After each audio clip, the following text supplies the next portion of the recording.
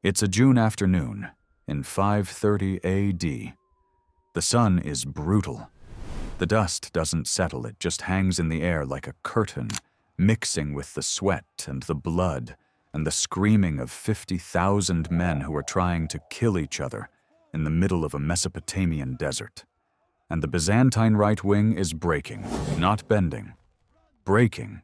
The Persian left, led by a one-eyed general named Belisarius, backed by the most feared heavy cavalry on earth, is tearing through the Roman line like it's made of paper. John the Armenian, commanding that flank, is watching his men fold. There is no elegant way to describe what's happening. His cavalry is being pushed back in complete disarray. That's the word Procopius uses. The man who was actually there. The Persian Immortals are crossing the trench, the thing that was supposed to stop them. And they're through. From the center of the Roman line, a young man is watching all of this happen. He is not yet 30 years old. He has never commanded a battle of this scale before. His army is outnumbered by nearly 2-to-1 50,000 Persians against his 25,000, and even that comparison is generous because his infantry are, by the accounts of the time, about as useful in open battle as a crowd of nervous farmers. The Persian cavalry that's currently destroying his right flank are professionals, armored from head to toe in mail and lamellar plate, riding horses that are also armored, carrying lances long enough to skewer 2 men at once. Everything is going wrong, and Flavius Belisarius is smiling. Not because he's lost his mind, not because he's given up. He is smiling because the Persian left wing, the one that just punched through his line, has done exactly what he needed it to do. They pushed forward so hard, so fast, so hungry for the kill that they've separated from their own center. There is a gap, a real gap, big enough for horses, big enough for the 1,500 most dangerous cavalrymen in the Roman world who have been sitting in reserve since this whole thing started doing absolutely nothing, waiting for precisely this moment. In about 60 seconds, Belisarius, the one-eyed general, the man who's been winning this fight, is going to be surrounded and killed, and the Persian army is going to break. But here's the thing you need to understand before we get back to that moment. None of this happened by accident. The gap, the reserve, the exact position of every unit on that field, all of it was designed. All of it was planned days in advance by the man standing in the center, watching his right wing crumble. Belisarius didn't win this battle in the last 10 minutes. He won it before it started. To understand how, we need to go back to the beginning. Here's a fact that people don't appreciate enough. By the time the Battle of Dara was fought, in 530 AD, Rome and Persia had already been at war on and off for over 600 years. 600 years. That's longer than the United States has even existed twice over. By this point, neither side was trying to wipe the other out. They were fighting because that's what they did. It was almost reflex. A border skirmish here, a siege there, a peace treaty that nobody really believed in, and then another border skirmish. The frontier between the Byzantine and Sassanid Persian empires was not a line. It was a wound that never fully healed. Now the Byzantine Empire. I should explain quickly for anyone just joining us, is what happened when the western half of the Roman Empire collapsed in 476. The eastern half kept going. They still called themselves Romans. They still used the old Roman legal system, still spoke Latin in their official documents, and still thought of Constantinople as the New Rome. By the 6th century, they drifted toward Greek as the common language, but the identity was stubbornly, aggressively Roman. These were not people who thought of themselves as living in a successor state. They thought they were Rome. Period. Constantinople. The capital was one of the most extraordinary cities on earth in 530. Roughly 500,000 people sitting on a peninsula where Europe meets Asia, protected by some of the most sophisticated walls ever built.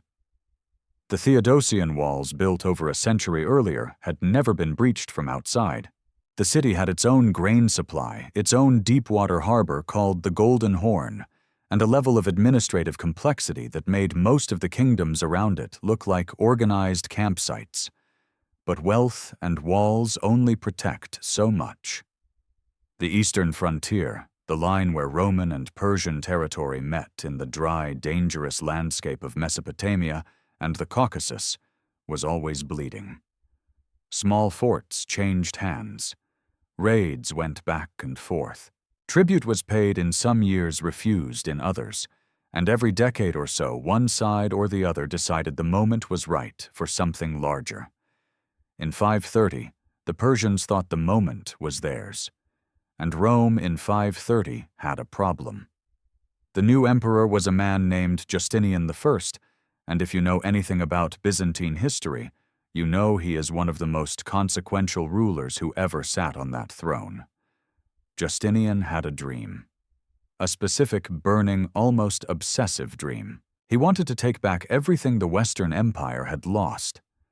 The old Roman territories in North Africa, in Italy, in Spain, all of it sitting under the control of Germanic kingdoms that Justinian refused to recognize as legitimate. He called his project Renovatio Imperii, the restoration of the empire. Big dream. Huge ambition. One massive problem. You can't march west when your eastern border is on fire. And in 527, the eastern border had caught fire again. The spark was a small Christian kingdom in the Caucasus called Iberia, roughly modern-day Georgia. The Sassanid king Kavad I had been pressuring the Iberians to convert to Zoroastrianism. The Iberian king, understandably not thrilled about this, fled to Byzantine territory and asked for protection. Kavad tried to smooth things over with a diplomatic move. He offered his own son, his favorite son, the Prince Regent Khosrau, to Emperor Justin I as an adopted son. It sounds bizarre by modern standards, but in the political language of the 6th century, this was a real gesture. A way to create formal ties between dynasties. Justin, guided by his nephew and future successor Justinian, refused. Justinian worried, and historians think rightly, so that a formal adoption might give Khosrau legal grounds to claim the Byzantine throne down the road. So they turned him down. Kavad took it badly. He resumed the offensive, and things went very poorly for the Byzantines almost immediately. In 528 and 529, Roman forces were defeated multiple times. At a place called Thanaris, the Persians even used field trenches to devastating effect against the Roman cavalry, a detail that Belisarius filed away because he remembered everything. At another engagement, the Byzantines were routed badly enough that the word humiliation is not an overstatement. The Persian army was not just winning. They were dominating.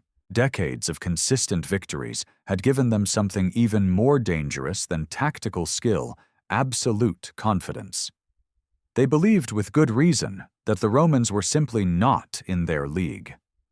Into this disaster, Justinian appointed a new commander. His name was Flavius Belisarius. He was given the title Magister Militum, per Orientum, Master of Soldiers of the East. He was sent to a fortified frontier city called Dara, which sat about 18 miles west of Nisibis, the great Persian border fortress. Dara was relatively new. Emperor Anastasius had built it and reinforced it with walls and towers about 2 decades earlier. The Persians hated it.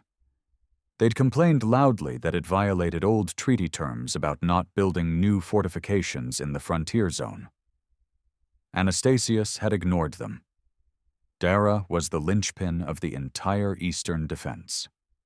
If it fell, the road into Roman Syria and Mesopotamia was open. Kavad sent his top general, a man called Perozes. His title was Miran, essentially supreme commander, at the head of a force that our sources describe as 40,000 strong. With reinforcements that arrived on the second day of battle, that number would climb to 50,000. Belisarius had 25,000. And a plan. Let's talk about who Belisarius actually was. Because if you picture a Roman general, you're probably imagining someone older, someone with political connections, a patrician family, and years of experience commanding legions. Belisarius was none of those things. He was from Thrace, roughly modern Bulgaria, and his background was not aristocratic. He was a soldier who worked his way up through the ranks. By 530, he was in his late 20s. Some sources suggest he wasn't yet 30 when Dara was fought, which means Justinian handed command of the entire eastern frontier to a man who by modern standards would just be finishing his 20s. That is either an act of visionary genius or the most desperate gamble in the history of Byzantine administration. As it turned out, it was genius. One thing worth understanding about the command structure Belisarius inherited the Roman army of 530 was not the army of Caesar or Augustus.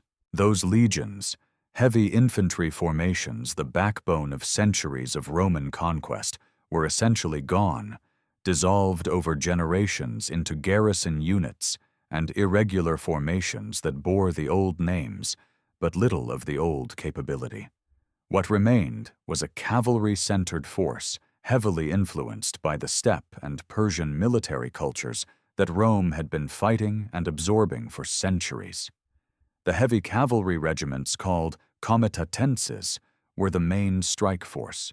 The infantry was increasingly a supporting element. This transition was still happening in 530. Belisarius was one of the people who accelerated it not by policy or by decree, but by the way he actually fought battles. He trusted cavalry. He understood missile fire. He combined the two in ways that would define Byzantine military thinking for generations after him. But here's what made Belisarius unusual. It wasn't just talent. Lots of talented commanders lost battles in the ancient world. What set him apart was the way his mind worked. He was an observer. He studied his enemies. He remembered what worked against him and what didn't. And he wasn't too proud to use an enemy's own tactic back against them. Take the trenches at Dara.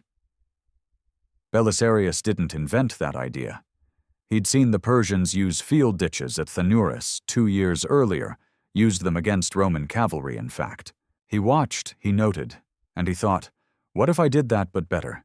That's not copying, that's learning.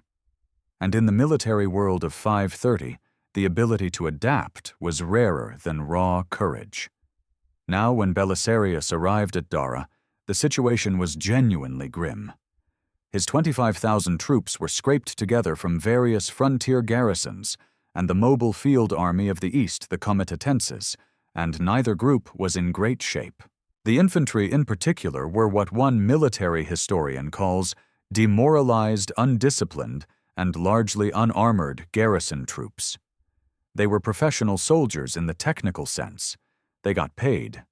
They had unit designations. But they had been losing to the Persians for years, and it showed in how they carried themselves. His cavalry was better roughly 15,000 horsemen, including allied federati, but even they were outmatched by the Persian Savaran in a straight fight. Everyone in the army knew it. The Persians had beaten them before. Fear was real and present. Belisarius also had a co-commander, a man named Hermogenes, sent by Justinian with the rank of magister, essentially as an imperial representative. Whether Hermogenes was there to help or to keep an eye on Belisarius is a matter of interpretation. Probably both. But by all accounts, the two worked together effectively, and Belisarius was clearly the dominant tactical mind. When his officers heard that the Persians were coming 50,000 of them, several suggested the sensible option: pull inside Dara, lock the gates, and wait them out. Let the walls do the work. Belisarius said no. He didn't say it dramatically. He just said no, and started explaining his plan, because Belisarius understood something that his officers were too frightened to see. Clearly a siege might save the city, but it wouldn't save the frontier. If the Persians sat outside Dara for weeks or months, they could raid the surrounding territory freely. And a Roman army that ran behind walls every time the Persians showed up was not an army that inspired confidence in its allies, in its emperor, or in itself. He was going to offer battle in the open, outnumbered with inferior infantry against an enemy that had beaten him before. And he was going to win, not by praying for luck, but by designing a battlefield where the outcome was as much as humanly possible already decided. He started digging. Before we get into the trenches and the tactics, I need you to understand what Belisarius was actually up against. Because if you don't feel the weight of the Persian army, if you don't get a real sense of what 50,000 of these people looked like bearing down on you, then what he did won't feel like genius. It'll just feel like history. So, the Sassanid Persian army. The first thing you need to know is that by 530, Persian cavalry was the most feared heavy horseman in the world. The striking arm of any Sassanid force was called the Savaran, essentially, the knights. And they were everything that word implies, cranked up to an almost absurd degree. We have a description from the Roman historian Ammianus Marcellinus, writing about Persian heavy cavalry of an earlier era, and it still captures what Belisarius faced. All the companies were clad in iron, and all parts of their bodies were covered with thick plates so fitted that the stiff joints conformed with those of their limbs, and the forms of human faces were so skillfully fitted to their heads that arrows that fell upon them could lodge only where they could see through tiny openings opposite the pupil of the eye. Read that again. Gaps for the eyes. Otherwise solid metal head to toe. These were not men wearing armor. These were men who had essentially become armor with a human being somewhere inside. And the horses. The horses were armored too. At a minimum, a lamellar or scale covering over the chest and flanks of the animal. A Savaran charging at full gallop was, and I'm not being theatrical here, essentially, a tank. A tank that could also shoot a composite bow with surprising accuracy while moving at speed. The Savaran were drawn from the Persian nobility and their retainers. Being a Savaran wasn't just a military role, it was a social identity. These men trained for this from childhood. Their horses were bred specifically to carry the weight, and they had won battle after battle against the Romans for generations. Now behind the Savaran came the Immortals, the Jayadon. This was an elite bodyguard unit, the name consciously echoing the famous 10,000 Immortals of the Achaemenid Persian Empire centuries earlier. These were the absolute cream of the Sassanid cavalry. When Perazes committed his Immortals, he was playing his strongest card. The Persian right wing at Dara was commanded by a general named Pityaxes, supported by a tribal cavalry unit called the Cadaseni. The left wing, which would become the decisive flank, was commanded by Barismanus, the man the sources call one-eyed. Whether this was a literal physical characteristic or a nickname is unclear. What is clear is that he was a senior commander whom Perazes trusted with his most aggressive push. Now here's the interesting part, and this is something Belisarius saw clearly when most Roman commanders would not. The Persian infantry was terrible, genuinely almost comically bad. Procopius writes about them with barely concealed contempt, calling them a crowd of pitiable peasants who come into battle for no other purpose than to dig through walls and to despoil the slain. The Sassanid infantry were essentially levied from the peasantry and subject hill tribes. They carried rectangular wicker shields and short spears. They were useful in sieges for the digging and the carrying. In an open field battle, they held down space in the line and not much else. This was the Achilles heel of the entire Persian system. Their cavalry was extraordinary. Their infantry was worthless.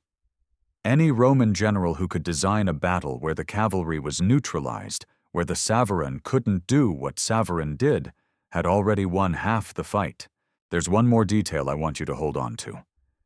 Perazes arrived at Dara fully expecting this to be a straightforward affair. The goal of the expedition wasn't even conquest, it was coercion. The Persians wanted to force the Byzantines to dismantle Dara on the grounds that it violated old treaty terms. They'd come with overwhelming force to make a political point. And Perazes, who knew the Byzantine track record of losing to his armies, sent Belisarius a letter. The letter informed Belisarius that he should prepare the bath because Perazes intended to bathe in the city of Dara the following day. That's not translation ambiguity. He genuinely sent a message telling the Roman commander to have a hot bath ready for him. As a statement of contempt, it's almost perfect. Perazes was not worried. He was not planning for contingencies. He was thinking about where he'd relax after the easy victory. This is the thing about overwhelming confidence, it makes you stop thinking. Belisarius read the letter. Then he went back to supervising the digging. This is the part where I need you to actually picture something in your head, because if you don't see this, the rest of the battle won't make sense. Most people, when they think of a defensive trench, think of a straight line. You dig a ditch, you put your soldiers behind it, and the enemy has to cross the ditch to get to you. Simple. That's how it works in most contexts throughout history. Belisarius did not dig a straight line. Procopius describes the layout in detail because he was there, and he clearly understood that what he was watching was unusual. Here is what the trench actually looked like in the middle, was a short, straight section running horizontally across the field. Then, at each end of that middle section, the trench turned at a right angle, going perpendicular towards the enemy. And from the ends of those perpendicular sections, the trench continued again in the original direction, extending far out on both flanks. If you look at this from above, which is how a general needs to see a battlefield, it looks like a shape that modern people would call a staple, or perhaps an elongated U flipped on its side. Two long arms reaching forward connected by a crosspiece in the middle. Now, why does that shape matter? Because a straight trench only stops people coming from one direction. This shape does something different. The forward-reaching arms of the trench limit and channel where the Persian cavalry can go. They can't sweep around the flanks without running into a ditch. They can't mass and charge in a wide formation without getting funneled. The shape of the trench physically constrained the battlefield into something Belisarius could manage. And here's the crucial mechanical detail. The trench was not a solid barrier. There were passages. Specific gaps in the trench placed at deliberate points were wide enough for cavalry to cross quickly. These weren't accidents. They were designed. Because Belisarius had no intention of just sitting behind the ditch and waiting. The passages were the trigger points, places where his own cavalry could surge through and hit the Persians in the flank at exactly the right moment. This is actually where I want to give credit where it's due. Belisarius didn't invent this approach from nothing. He saw the Persians use field ditches at Thanuris in 528, when they used the technique against his own forces. Most commanders would have been humiliated by that and moved on. Belisarius catalogued it. He understood the geometry of it, why it worked, how it constrained movement. And then he improved on it. The H-shape with passages was a refinement, not imitation evolution. The positioning of the trench relative to the city was also deliberate. Dara's walls were immediately behind the Roman line, which meant the Roman infantry, who were, to put it generously, not Belisarius's best asset, could stand behind the central trench and still be within archery range of the city's own archers firing from the battlements above. His weakest element was backed by stone walls and covered by extra missile fire. It hadn't brought itself. Think about what this achieved psychologically. Infantry, who know they can't run because there's nowhere to run to because the walls are right there, often fight better than infantry who have an escape route in view. And infantry who have arrows coming over their heads from the city walls feel less alone than infantry who know they're the only thing between the enemy and their death. The trench also made the Persian cavalry's greatest strength into a liability.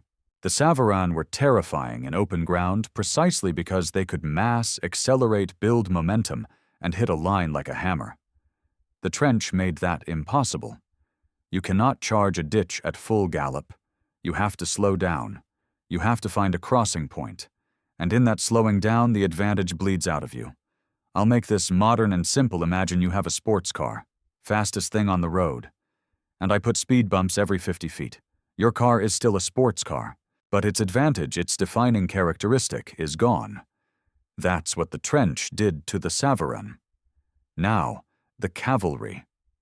Belisarius positioned his cavalry on both wings behind the forward sections of the trench with specific allied units inserted at the critical interior angles. On the left, the cavalry under a general named Bauses held the outer position. On the interior of the left, at the hinge where the trench turned, he placed 600 Hunnic cavalry under two commanders named Sunicus and Igon. If you've been watching this channel for a while, you know exactly what Hunnic cavalry could do. I won't go deep on it. What matters here is that Sunicus and his men were positioned at the passage point, the crossing in the trench, so they could explode out in either direction at a moment's notice. They were the switch that Belisarius could flip. And then there were the Heruli, 300 of them under a commander named Pharas.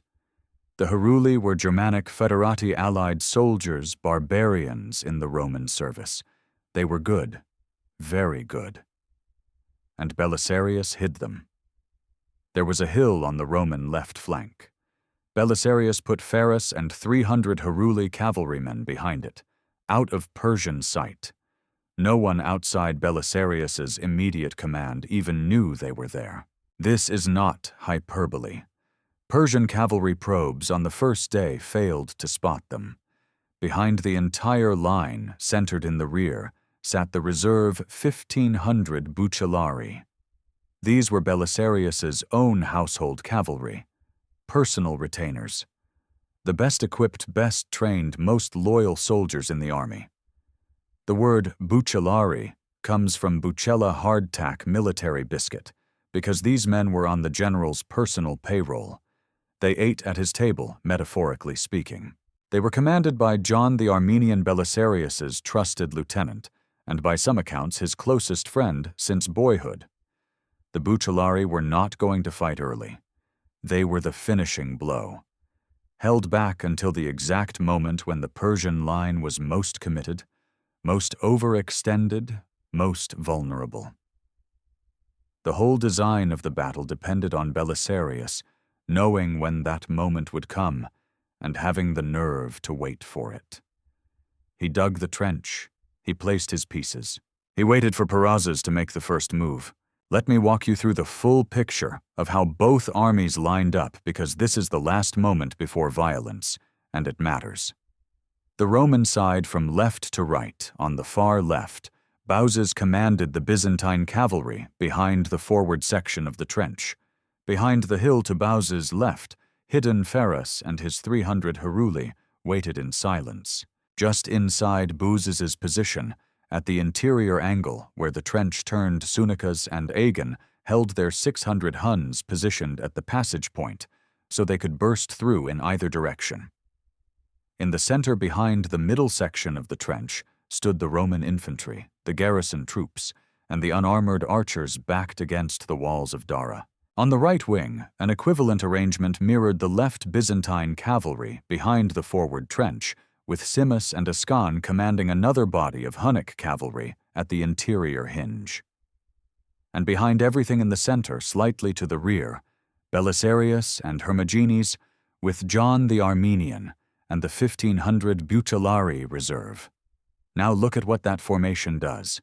It has no exposed flanks.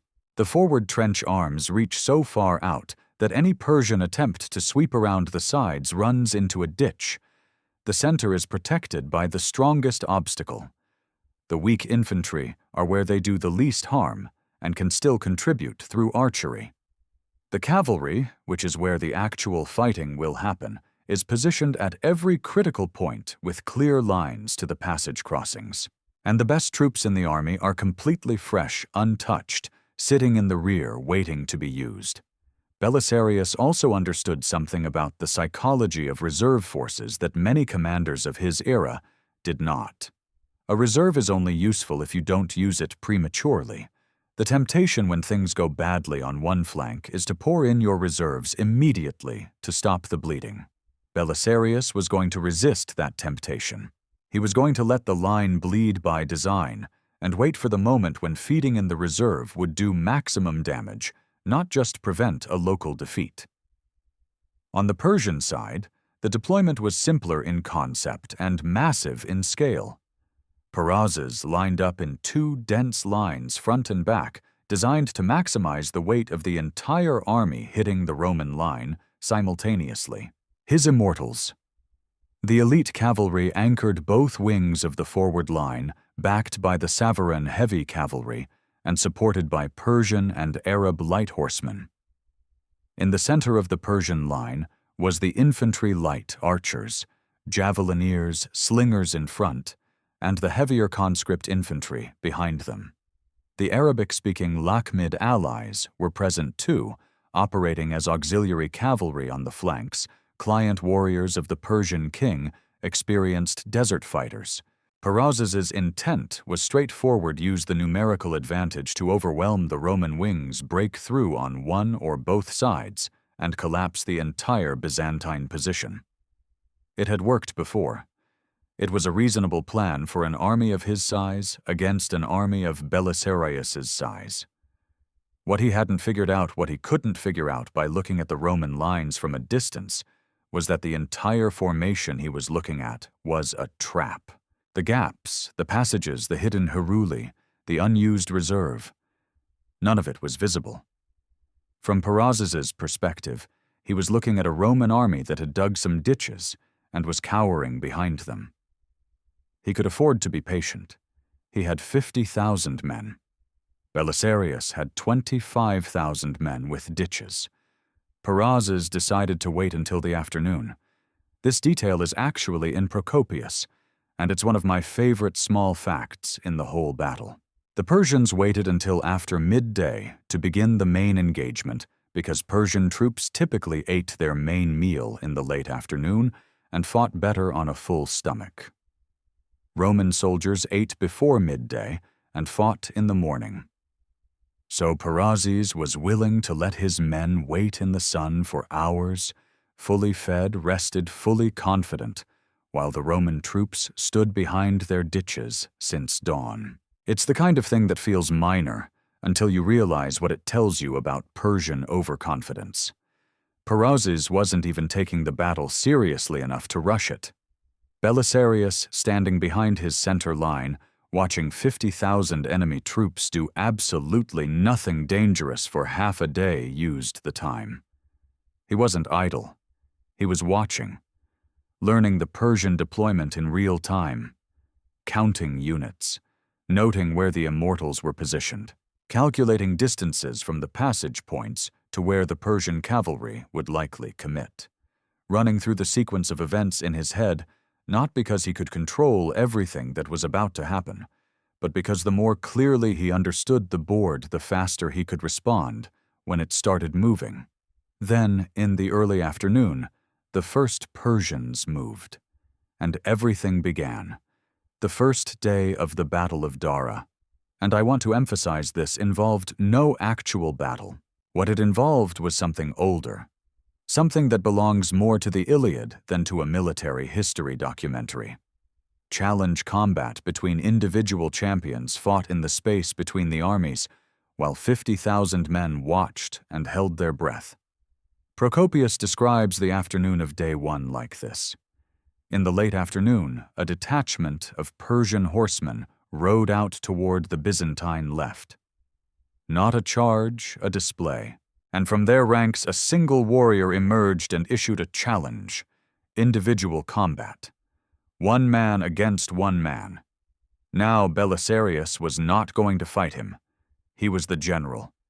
You don't gamble the entire command structure on a duel, but someone had to respond.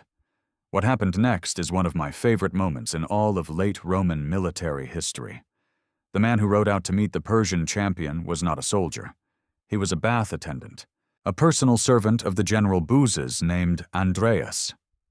Now, Procopius does tell us that Andreas had been secretly training with Belisarius's own Bucellari, so he wasn't completely untrained. But he wasn't a professional warrior in any formal sense.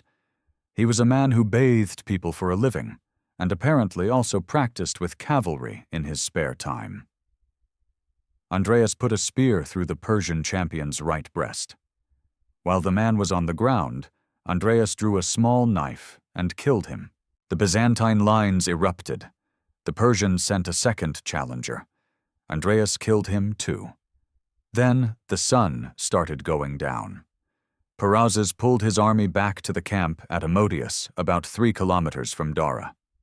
The Persian army, which had come in the absolute certainty of a comfortable victory, retired for the night, having lost 2 champions to a bath attendant. Procopius, who tends toward a high literary style, notes that these duels were enormously important for morale. He's right.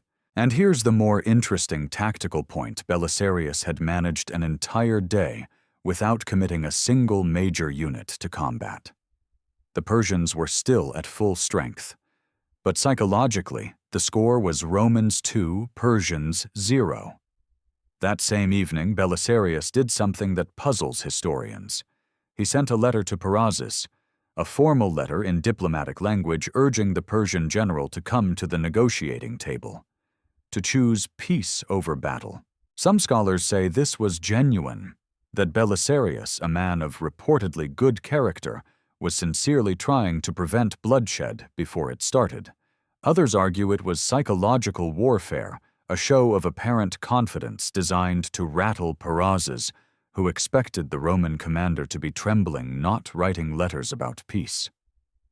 And a third interpretation is that Belisarius actually wasn't certain he could win, and was genuinely hoping for a way out.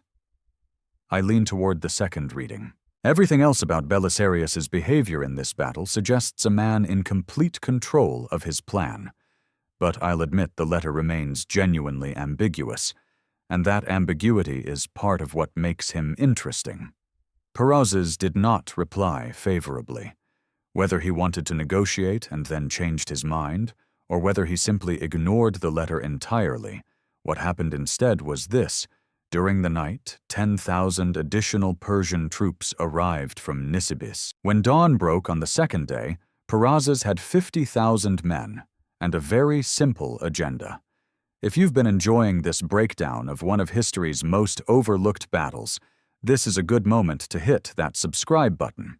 Seriously, this channel goes deep on the battles and commanders that mainstream history skips over, and we're just getting to the part where everything goes spectacularly violent. Morning of day 2. Both armies exchange letters one more time. The Byzantines ask for negotiations. The Persians decline. Whatever slim possibility of a peaceful resolution existed the night before, it's gone now. The two armies form up in the same positions as the day before. Then both sides begin shooting at each other. Procopius describes this opening exchange of archery in language that's almost cinematic. At first, both sides discharged arrows against each other, and the missiles by their great number made, as it were, a vast cloud. And many men were falling on both sides, but the missiles of the barbarians flew much more thickly, because there were always fresh Persian archers rotating in to replace the tired ones, so the volume of fire from the Persian side never dropped. The Byzantines were taking more hits in this phase, but then something neither side planned for helped the Romans. A steady wind began blowing from the Byzantine side toward the Persians. It didn't cancel out the Persian advantage entirely, but it checked the force of their arrows enough to matter. The Persians had more archers and more arrows. The wind meant those arrows were hitting with less force. It evened the opening exchange somewhat. Still, by the time Perazes gave the order to advance, this arrow duel had accomplished its purpose. It was softening up the Roman lines, creating disorder, creating fear. And then, in the early afternoon, the Persian cavalry moved. The attack came against the Byzantine left. Pityaxes led the Persian right wing their cavalry directly at Buzes, and the Byzantine horse on the Roman left. The Cadiceni, who were the specialist cavalry unit on that Persian flank, were probably in the lead. These were experienced fighters, good cavalry, and they were crossing the trench. The Byzantine left wing was pushed back. Not instantly, there was real fighting here, real pressure over a sustained period, but the Romans on that flank were moving backward. The trench had slowed the Persian advance, but it hadn't stopped it. The passages in the trench allowed the Persians to cross, and once across, the sheer weight of numbers was telling. This is the moment that looked like a crisis, and this is where Belisarius's design began to reveal itself. From inside the Roman position at the interior angle where the trench turned, where Sunicus and Agon had been sitting with 600 Hunnic cavalry since before sunrise, the order came. Move. 600 Huns poured through the passage in the trench and hit the Persian right wing from the interior flank. Not the front. The side. While the Persian cavalry was fully committed forward facing the Byzantine left, the Huns crashed into them from a direction they were not braced for. Simultaneously on the outer edge from behind the hill, that nobody on the Persian side had been watching, Pharis's 300 Heruli erupted. Think about what just happened to the Persian right wing. They were charging forward into the Byzantine left. They were winning. And then in a matter of seconds, they were being struck on both flanks at once by cavalry coming from two completely different directions. The physics of cavalry combat in this era are unforgiving. You don't stop a galloping horseman on a dime. You can't suddenly wheel a unit that's in full forward motion to face a threat from the side. When the Huns and Heruli hit simultaneously, the Persian right wing couldn't absorb it. They had no prepared response. The formation broke. Procopius records that Persian casualties on this flank in this phase were approximately 3,000 men. 3,000 in one engagement. And those are the men killed. Wounded and dispersed cavalry would be additional. The Persian right wing was gone.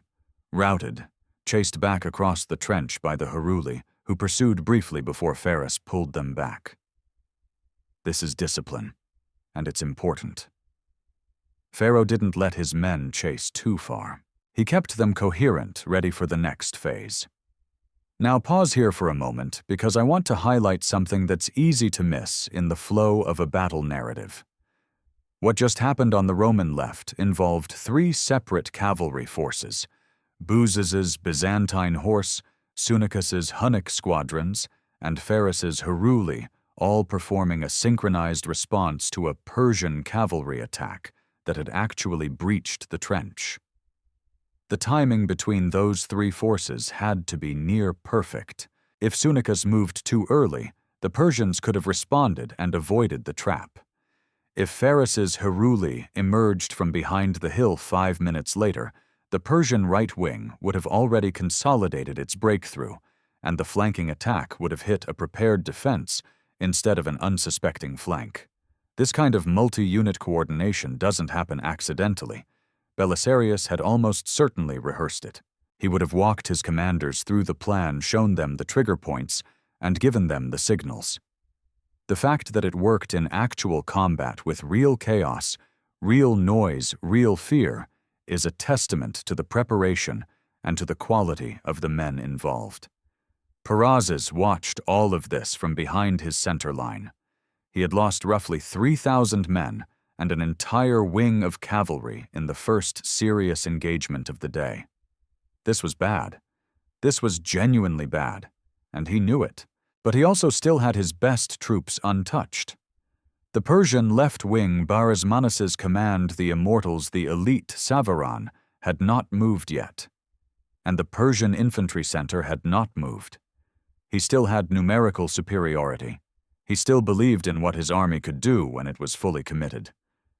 He pulled back, reorganized, prepared for the second push. He was going to send everything to the Byzantine right, and he was going to lead with the Immortals. If you're the kind of person who spends their weekend actually reading about battles like this, battles that most people have never heard of, but that genuinely changed the course of civilization, then you and I both know this channel is exactly where you belong. Subscribe if you haven't. This is only going to get better from here. Let me take you back to the opening of this video. The Persian left wing is moving. Barsmana's one-eyed, experienced commanding the best troops in the Sassanid army has his Immortals in front and his heavy Savaran behind them.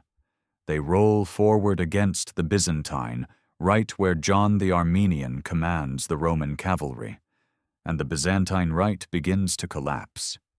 This is not subtle. Procopius describes it as John's cavalry being pushed back in complete disarray. The Immortals, armored from head to toe, heavy lancers bred for exactly this kind of assault, are crossing the trench and pressing the Roman horse backward. John cannot hold them. The weight is too much. In most battles in the ancient and medieval world, this is where things fall apart irreversibly. One flank breaks, the center becomes exposed, and the whole line collapses like dominoes. It happened to the best armies in history. But Belisarius was watching. And here's what Belisarius saw that Barsmanus did not. The Persian left had advanced so aggressively, so hungrily, so certain of their breakthrough, that they had physically separated from the Persian center. There was a gap. A real gap in the Persian line between the advancing left wing and the infantry mass in the middle. Barsmanus thought he was winning. He was right. He thought that winning meant pressing harder. Also right. What he failed to account for was that pressing harder, detaching further from the center, was creating an exposed flank, a soft, unprotected side that was growing wider with every yard his cavalry advanced. Belisarius gave two orders almost simultaneously. The first Sunicas and the Hunnic cavalry on the right interior, the mirror of what had happened on the left, move through the passage and hit the Persian left from the inside. The second, John the Armenian, take the Bucellari. All 1,500 of them. Move now. Remember those 1,500 elite household cavalry who had been sitting in reserve since the beginning of the battle. Untouched, rested, fully armored. They had watched the entire battle from the center, and they were ready in the way that only soldiers who haven't fought yet can be ready. John led them at full charge directly into the gap, the space between the Persian left wing and their own center. What happened next was swift and terrible.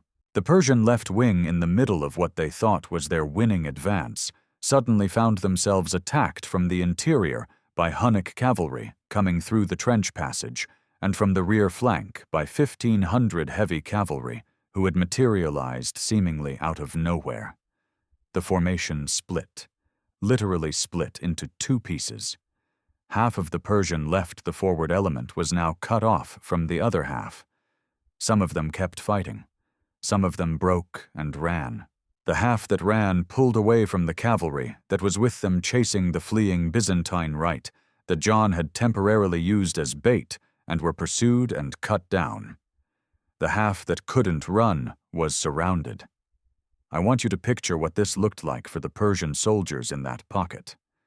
They had been advancing, winning, chasing down fleeing Roman cavalry. And then suddenly, and the word suddenly is important, because the Bucellari hit at a gallop at full force. Without warning, there were Roman heavy cavalry behind them. There were Hunnic cavalry on their right side. The men they'd been chasing, John's Byzantine horsemen, were turning around in front of them. They were in a box. In armor that they could not quickly remove on horses, they couldn't easily turn in a crowd surrounded on multiple sides. That is how 5,000 men die in one engagement, not all at once, in the desperate grinding violence of men who can't escape trying to fight their way out and failing. Barsmanus was in this half, the one-eyed general who had commanded the most elite cavalry assault of the entire battle. He died in the pocket in the confusion and the press of horses and men that had closed around him like a fist.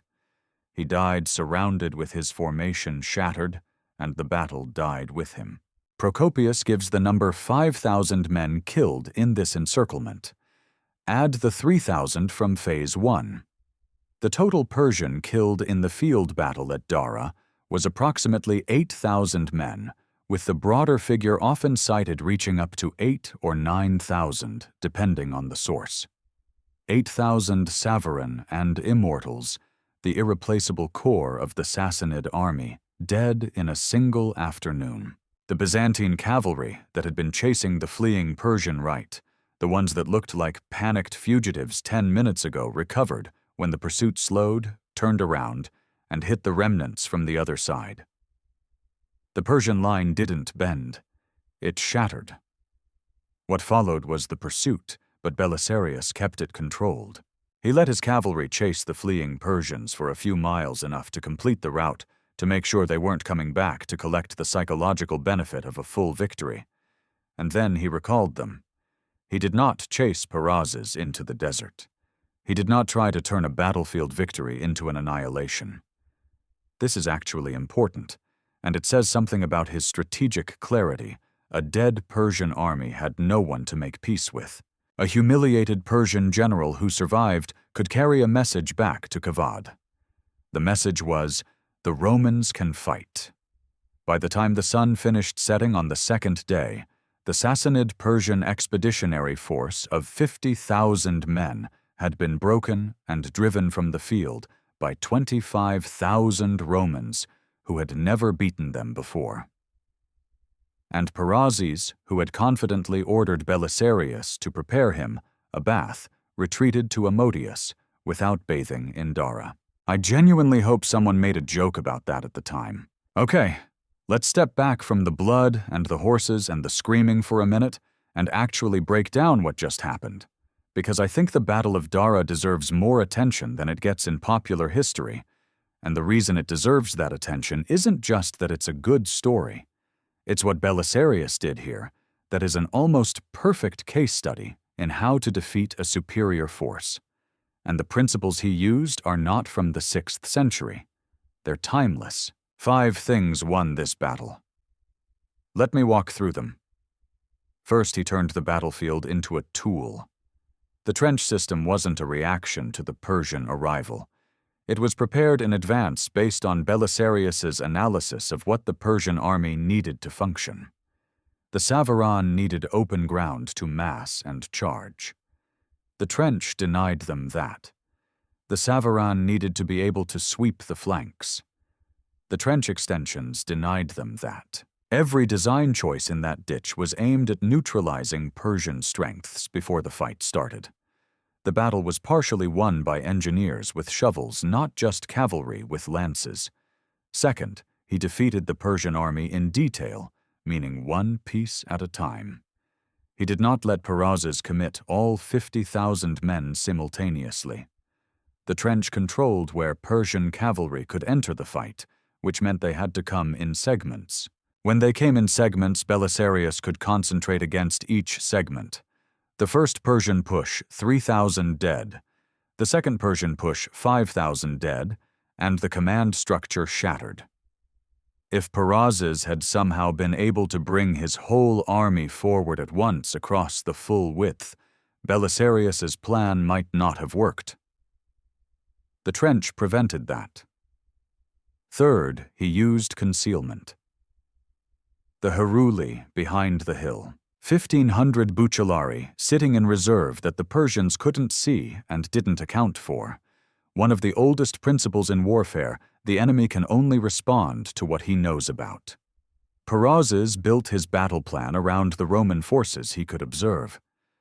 He had no idea what was waiting for him at the hinge points and in the center rear. This isn't trickery. This is operational intelligence. And it's the foundation of ambushes across every era of military history. Fourth, he trusted the plan when it was hardest. When the Byzantine right wing was breaking, when John's cavalry was in complete disarray, the tempting move was to commit the reserve immediately to stop the bleeding. Belisarius held. He waited.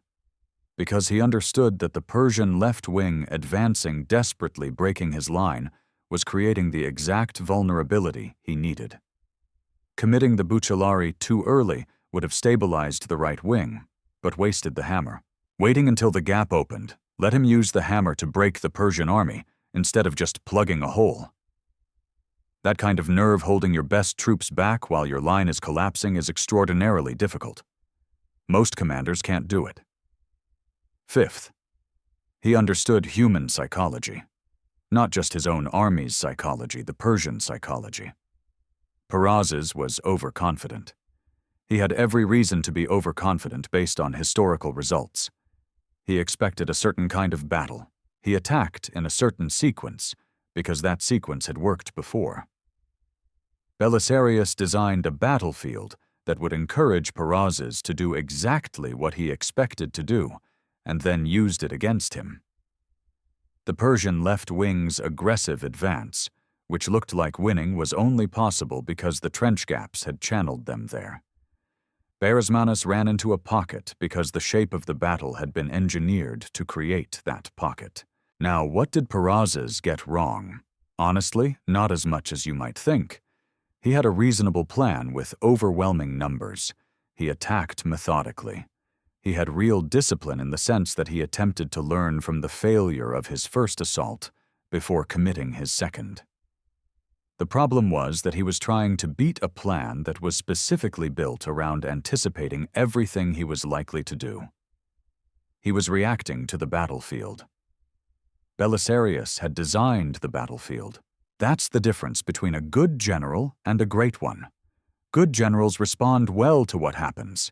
Great generals arrange for things to happen in the order they want. Let's talk about what Dara actually meant immediately, and in the long run, because the battle itself is only part of the story. In the immediate aftermath, the Persian defeat was not catastrophic in terms of territory. Belisarius didn't pursue Perazes into Persia. The Byzantine army didn't cross the frontier in force. Dara remained in Roman hands, which it already had been. Nothing changed on the map. What changed was everything else. 8,000 Savaran dead, not peasant infantry Savaran. The armored elite. These men represented enormous investments in training equipment horses and hereditary military culture. You didn't replace 8,000 Savaran in a campaign season. The capacity of the Persian Western Army to conduct major offensive operations was genuinely impaired. And there is something specific about losing elite cavalry that compounds over time in a way that losing infantry doesn't. Infantry can be levied from the general population. You can replace numbers relatively quickly. But the Savaran system was hereditary. The Savaran family trained its sons from childhood. The horses were bred over generations for size and temperament. The armor was made by specialized craftsmen fitted specifically to each man. 8,000 dead Savaran weren't just 8,000 dead men. They were 8,000 broken chains of military tradition that would take years to rebuild. The news of Dara traveled fast by ancient standards. It reached Kavad, who was elderly and ill. At this point, he died the following year in 531. It reached the courts of the client kingdoms along both sides of the frontier. It reached Constantinople, where Justinian received it as validation of his choice of commander. And it reached the Roman soldiers on every other stretch of the eastern frontier, who had spent years being told by their behavior and their losses that the Persians were simply better. That maybe they weren't, that was new information, morale-changing information. And psychologically, this was enormous. The Sassanids had been winning, consistently, reliably winning. Dara was the first significant Roman battlefield victory against Persia in a very long time. The news traveled. It mattered to morale on both sides in a way that modern people who can read satellite maps of entire wars in seconds sometimes underestimate ancient conflicts. Now I have to be honest about what came next, because this channel doesn't prettify history. Belisarius lost his next major battle. In 531, the Persians tried a different approach. Rather than attacking through Mesopotamia directly, they came in through Commagene in the north, the area of modern southeastern Turkey, a direction the Byzantines weren't expecting. Belisarius moved quickly to intercept them, and they met near a city called Callinicum on the Euphrates. What happened there is genuinely disputed by historians, but the outcome was clear: the Byzantine forces were defeated. Belisarius's cavalry was routed. His infantry held their ground and probably saved the army from complete destruction, but the battle was a Roman loss. Belisarius was called back to Constantinople. There was an investigation, and then he was cleared. The inquiry essentially found that the defeat at Callinicum was partly the result of pressure from his own troops, the soldiers demanding a fight, when Belisarius apparently believed discretion was wiser, not primarily his tactical failure. Whether that's a fair verdict or historical whitewashing, historians still argue. But the bigger picture resolved itself in 532. Kavad died the year before, and his successor, that Khosrau, the same prince whose adoption had started this whole war, agreed to a peace treaty with Justinian. The treaty was called the Endless Peace, which is one of history's more embarrassing names in retrospect. The terms Justinian paid 11,000 pounds of gold. In exchange, the Byzantines kept Dara, but agreed not to use it as their primary military headquarters in Mesopotamia. Both sides returned the fortresses they'd captured. Both sides swore friendship. The Endless Peace lasted less than 8 years. In 540, Khosrau invaded and sacked Antioch. But that's a story for another time. What Dara actually did, in a larger historical sense, was buy Justinian the window he needed. With the eastern frontier temporarily quiet and the Persian Western army weakened, he turned Belisarius loose in the other direction. In 533, Belisarius led 15,000 men to North Africa and destroyed the Vandal kingdom in 2 battles. In 535, he invaded Italy. These campaigns, the reconquest of the West that Justinian had dreamed of, were only possible because of what had happened at Dara. The victory didn't just save a fortress, it bought time. And time for an empire with Justinian's ambitions was the most valuable resource of all. I want to spend a few minutes just talking about Belisarius as a person, because this channel spends a lot of time on military analysis, and sometimes we can lose track of the human being inside the genius. Flavius Belisarius went on from Dara to have one of the most extraordinary careers in the history of warfare. He conquered the Vandal kingdom of North Africa in 533 with a force of roughly 15,000 men a number that should have been utterly insufficient to take down an established Germanic kingdom, and did it in 2 battles within a few months. He invaded Italy in 535 and spent the next 5 years fighting the Ostrogoths for control of the peninsula, winning back Rome itself for the empire. He fought the Persians again when the Endless Peace collapsed. He was recalled and sent back, and recalled again in a cycle of imperial favor and suspicion that would have broken most men's loyalty. It never broke his. Justinian was sometimes afraid of his own greatest general. That's the uncomfortable truth. A commander who wins battle after battle accumulates influence, and emperors are always conscious of how much influence a successful general can accumulate. There were moments when Justinian clearly suspected Belisarius of ambition that went beyond the battlefield. He investigated him, limited his resources, and recalled him at inconvenient moments. Belisarius never rebelled, never used his troops for political leverage, never made any move that could be honestly characterized as disloyalty. Whether this was genuine devotion to the emperor, a philosophical commitment to the Roman order, or simply an understanding that a general without an emperor is just a warlord, we can't know. Probably some combination of all 3. He also outlived his military prime in ways that were hard to watch.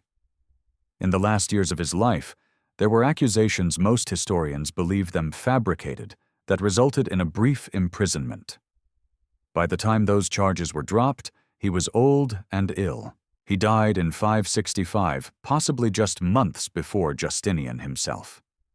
The epitaph, "Last of the Romans," is sometimes attributed to descriptions of Belisarius in his own era, though its exact origin is debated. But the sentiment is accurate. He was the last commander who could genuinely be called a Roman general in the tradition of the Great Republic and Empire, disciplined, adaptive, loyal to something larger than himself, capable of both tactical brilliance and the patient strategic thinking that the best Roman generals always combined. Here's a question I genuinely find interesting. How does Belisarius compare to the great commanders from the military traditions this channel has spent a lot of time on? The Mongol generals, who came centuries later. Subutai Jebe Mukhali used many of the same principles. Concealed reserves. Feigned retreats are designed to lure enemies into gaps. Careful attention to terrain. Choosing the time and shape of engagements. Defeating superior numbers through design rather than brute force. I don't think that's a coincidence. I think there's a grammar to military genius that transcends culture and era. Belisarius spoke it in 6th century Mesopotamia. Subutai spoke it in the 13th century steppes. The language is the same. The insight is the same. The battle is won before it starts by the general, who understands the board more deeply than his opponent. Dara was Belisarius's opening statement. He made it at age 29, outnumbered 2-1, with a tired and frightened army against the most feared military force of the age. He won. Here's what I want you to take away from the Battle of Dara, not just as military history, but as a way of thinking. Belisarius arrived at Dara with a worse army, fewer men, lower morale, and a track record of losing to the opponent he was about to face. By every conventional measure, he should have lost. The numbers didn't favor him. The history didn't favor him. The enemy's confidence was entirely justified by the evidence available. And he won not because something unlikely happened. He won because he made the unlikely outcome the predictable one. He engineered the battle so that the sequence of events Perazes thought was his path to victory was actually the path to Persian destruction. 3 things to remember from Dara. 1. Preparation beats inspiration. The trenches were the victory. Everything else was execution. 2. Your enemy's strength is only dangerous in the conditions that allow it to function. Remove the conditions, and strength becomes irrelevant. 3. The commander who controls the tempo of a battle controls the outcome. Perazes was always reacting. Belisarius was always leading. That gap between the man who reacts and the man who shapes what there is to react to is where battles are decided. In 530, on a strip of dry Mesopotamian desert between the fortress of Dara and the Persian camp at Immortals, a 29-year-old man who nobody had heard of proved that all of this was true. He then spent the next 30 years proving it again and again across 3 continents. He deserves to be remembered. If this video gave you something, a new name to know, a battle to think about, a framework for understanding why some commanders just see the field differently than everyone else, then do me a favor and leave a like. It's the single most effective thing you can do to help this channel reach the kind of people who actually want to go deep on history like this. I see every single one. And if you haven't subscribed yet, I genuinely don't know what you're waiting for. This is a channel that takes battles seriously, that treats the people in them as real human beings, not just names on a timeline, that asks not just what happened, but why and what it means. If that's the kind of history content you've been looking for, then subscribe and turn on notifications, because the next one is going to be just as deep. We've covered the Mongols. We've covered the great campaigns of the steppe and the desert. Now we're starting to trace the commanders who shaped the world in which those campaigns happened. Belisarius is one of the most important of them. Thank you for spending an hour with him.